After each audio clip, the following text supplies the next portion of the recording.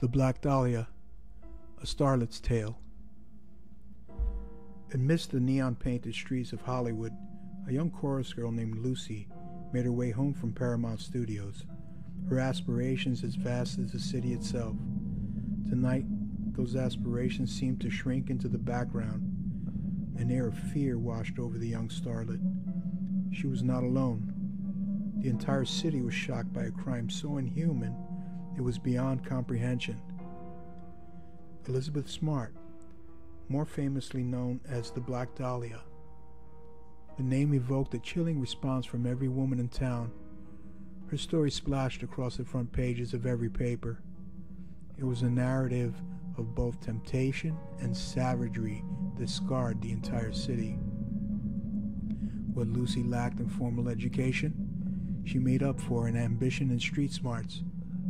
And yet, the tall brunette's long, confident stride was replaced by quick, short steps. Lucy peered into the shadows for any sign of trouble. Sensing an unseen presence, she clutched the paper bag tightly to her chest.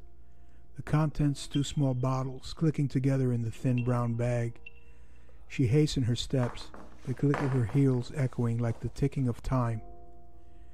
She raced by the renowned Biltmore Hotel, its glamorous facade now a testament to the grandeur of better days. This is where she was last seen, alive at least. An enigmatic figure last seen within its gilded walls, a vision of beauty concealing a darkness as profound as the night itself.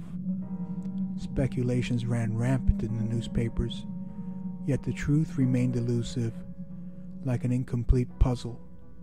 The one thing the papers succeeded in doing was frightening Lucy and every other woman in Hollywood. She noticed a dark figure sauntering across the street, his face obscured under the fedora he wore at a slight tilt.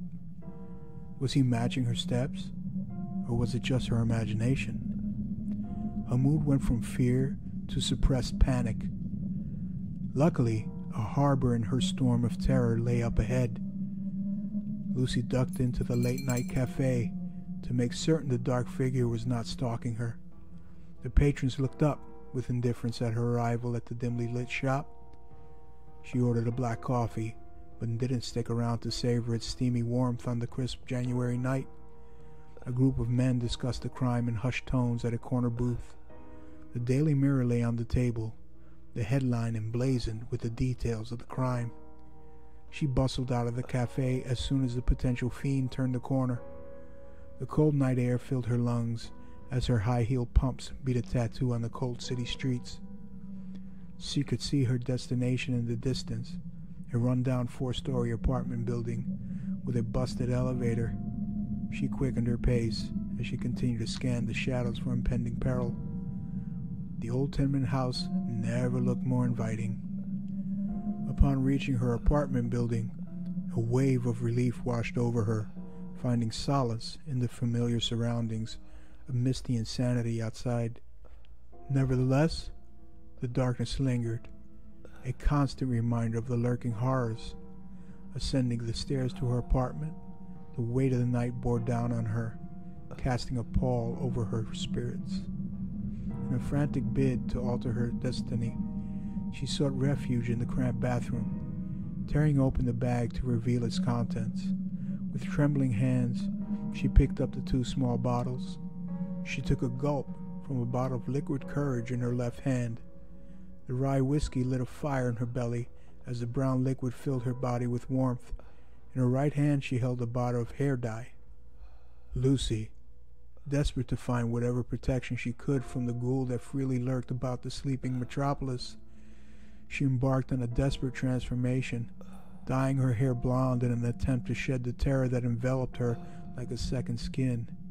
Yet, as she watched the color seeping into her jet-black locks, she harbored the unsettling realization that some shadows were enduring, defying all attempts to escape. This town hid its horrors under a thin veneer of tinsel and plastic smiles. Maybe Mother was right. Maybe it was time for her to return home to Vermont.